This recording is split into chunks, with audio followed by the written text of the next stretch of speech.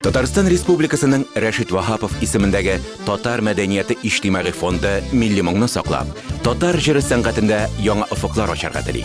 Шул максаттан яңа татар җыры конкурсын игълан итә. Яңа татар җыры татар эстрадасына яңа сулыш кертү мөмкинлеге.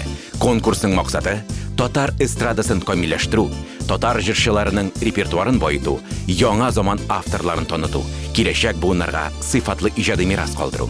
Бу иҗади юлда яшь чикләүдә, география чикләүдә юк. Конкурс Татарстан президенты һәм Мәдәният министрлыгы ярдәме белән оештырыла. Гомуми приз фонды 1 миллион 300 мең сум. Конкурста 2 номинация каралган: иң яхшы татар җыры һәм иң яхшы балалар җыры номинацияләре. Гаризалар 2020 елның 15 июленә хәтле кабул ителә. Иң яхшы дип табылган әсәрләрнең авторлары икенче турга 2020 елның сентябрендә Казанда узачак тыңлауларга чакырылачак. Бу милли эстрадада яңа сүз, яңа тарих.